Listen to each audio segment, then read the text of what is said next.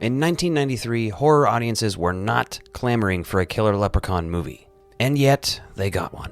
Long before elevated horror dominated the box office. There was a tiny little Irish goblin riding a tricycle and murdering people over gold coins. And because St. Patrick's Day is in about a week, we're revisiting Leprechaun, directed by Mark Jones. I've talked a lot about Rumpelstiltskin, which he also directed, but we haven't really done a full Leprechaun breakdown series, so welcome to that. See that? The buckles on me shoes? Why, I'm a leprechaun. This movie is so ridiculous and schlocky, yet it's somehow launched a franchise. Is it good? Is it terrible? Is it secretly kind of brilliant? Let's find out. The early 90s was a transitional period for horror movies. Slashers were starting to slow down, the Freddy and Jason hype was finally cooling off. Studios were still chasing these high-concept villains for these horror franchises, but the budgets were nowhere to be found. Now, director Mark Jones supposedly came up with this idea after noticing how marketing used cute leprechauns to sell cereal and St. Patrick's Day merchandise.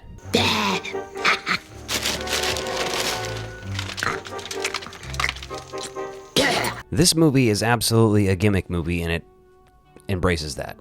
I need me gold! The production for this first film was modest. It has a small rural setting, limited locations, minimal effects. And while the leprechaun is kind of a creature, it's all practical still. And let's not be shy about how awesome Warwick Davis is in this role. He was already known for Willow and Star Wars, but his performance is the reason this movie works at all. You've got Jennifer Aniston in one of her earliest film roles, and it's funny, you can tell watching this movie that she had the chops then. She helps sell this movie. The setup is pure B-movie, it's very simple. The weird thing though is this movie can't really decide what it wants to be exactly. The lack of consistency is wildly out of control. Is that me gold? What the hell are you? I'm a leprechaun, me dear. Is this a straight horror movie? Is it just like a schlocky horror comedy?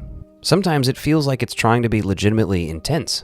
Other times, the leprechaun is pogo-sticking a man to death. He played one, he played pogo on his lawn. This inconsistency could either be considered its biggest flaw or its best attribute. I don't think I ever saw someone get pogo-sticked to death before this or since, so it's pretty unique. Back to Warwick Davis, though. Without him, this whole franchise is just a weird horror oddity. Probably not a franchise to even begin with. His performance is theatrical, committed, bizarrely charismatic, and hilarious. He sings, he rhymes, he taunts victims like a tiny Shakespearean villain hopped up on Jolt Cola. He plays the role completely straight. It's fantastic. His commitment gives it longevity. Now, these movies scared the crap out of me as a kid. These days, maybe not so much. They're more pure entertainment, but isn't that most horror movies for us desensitized people these days? Listen, I watched a plane fly into the World Trade Center live on TV. I can watch the leprechaun kill 5 people, no problem. The kills are creative, but they're not especially brutal, even by 90s standards. This movie's scrappy, you know, it's cheaply made. It's a little rubbery. This is not prestige horror, you know. Oh, yeah, you've directed a fine film here, Kubrick. No, this is video store horror. This is somewhere between Toxic Avenger and Nightmare on Elm Street. Although, let's be honest, it has nowhere near amount of balls and gore as Toxic Avenger. And let's be real, when you're a kid cruising the video store aisles and you come across a Leprechaun, you're like, fucking A, I want to watch that. I want to watch that in the dark with like a cherry Coke from the 90s. Maybe sneak some Oreos from the upstairs cabinet while the folks are asleep, you know what I mean? Financially, it did well enough to justify several sequels. Culturally, it is obviously a cult hit still to this day. Critically, not so much. Not so much. Not so much. But horror always has room for these weird fantasy villains. Freddy was a dream demon, you know?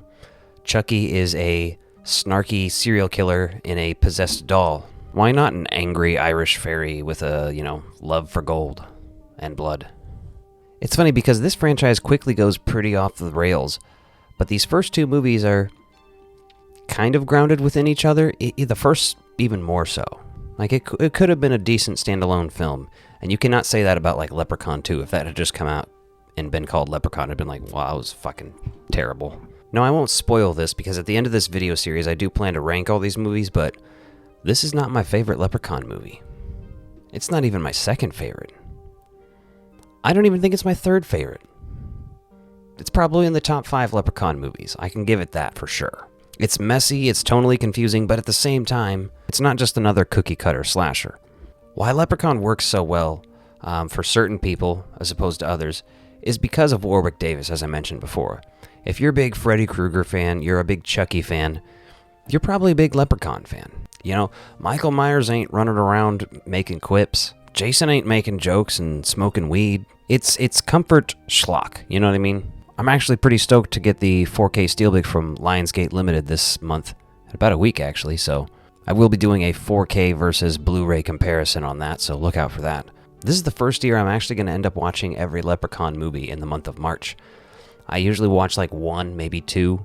This year, it's like a full-out assault of Warwick Davis and those other 2 guys. So, Leprechaun isn't a masterpiece. It's not even really top-tier 90s horror, but it's memorable and it's fun.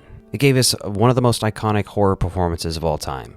It launched this very strange franchise and proved if your villain is weird enough, audiences will follow you wherever you go, even to fucking space. Wow, I really enjoyed Leprechaun. I can't wait to see if Leprechaun 2 is as good.